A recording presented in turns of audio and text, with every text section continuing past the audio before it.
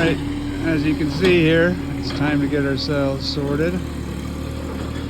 Put down a nice gravel base underneath everything.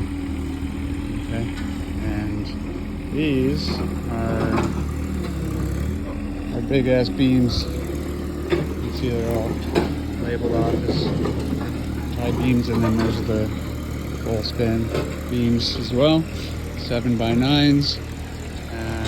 Over here we've got our posts. See those right down there.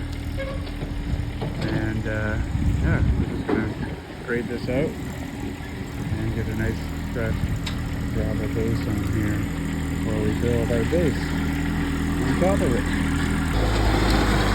So we got about 6 yards. This is for a 14x30 of gravel. There's a nice base under here to work with. And as you can see, the little tractor here does a great job. You can rent one for a couple $100 a day, or we're lucky enough to have one at our disposal. Okay, we got her all graded out here, ready to rock. Now we're gonna start putting on the base, start with the rim joists. Okay, with helical piles, when you put them in really rocky base, you can see the rocks everywhere that we had to pull out of the ground here to get this in. Sometimes they're just a little bit off, so here we are using this binder to pull her up, just off maybe 3/4 of an inch, so I think we got it just about there. Okay, as you can see, got our big beams here, and now we're going to put this weatherproofing tape on top of it. Highly recommend it. Even though we're using pressure treated, we want that on top no matter what.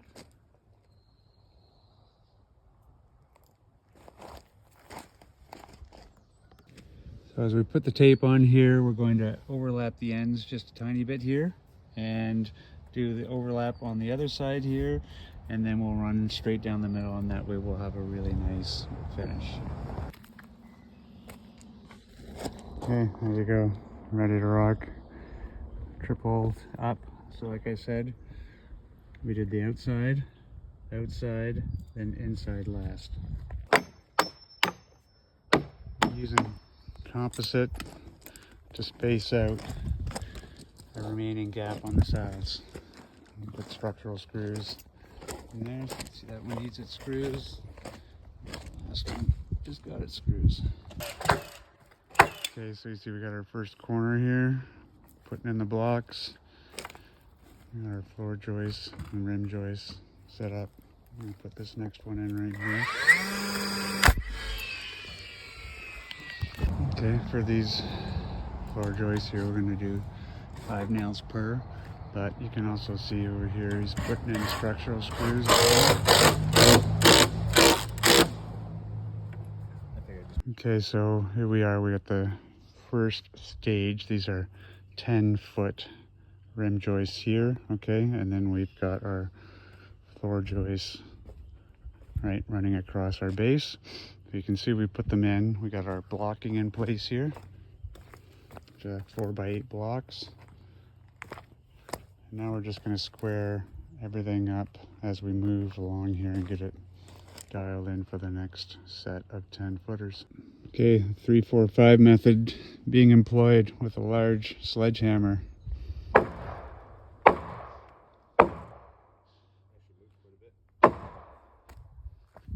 We marked our 9 here. That's our 12 over here. This means that this should be our 15 up here. So we're just getting her dialed in. We just used our 3-4-5, as I said. That means we ran 9 this direction, 12 that direction, and then 15 across. We had to maneuver a little bit this way, a little bit that way, but we got it. Okay, timber bunkies color codes everything. So we knew that everything green was going to be our base. And as you can see, we even have our blocks green, and tells you a 4x8 block goes here, and there's all our 12-inch on centers all the way along this rim joist. Makes our life easy. We don't have to square everything up and pencil it off. Just putting in the last blocks here on this side, and see we got our framed in here. So the base is set up. I'm gonna put on some OSB on the underside here, and then the spray foam will be sprayed right down, and that'll give us our full vapor barrier and keep everything nice and tight and locked in. Okay folks, as you can see, base is in. We've put down our OSB on the bottom here, and that is going to help us keep in the spray foam. The spray foam guys here, we're going to get started, and we're going to spray an R32. R32 up in Canada is 5.5 inches. Yeah, it's cold up here, so plenty of insulation.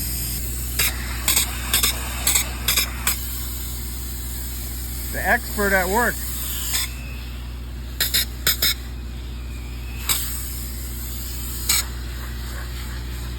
Best insulation you can buy. Vapor barrier, seals everything up. Fantastic. That's awesome. You can see the first pass, second pass, scraping off the excess. And then he has a metal tool that he will take and measure down to get the right R value.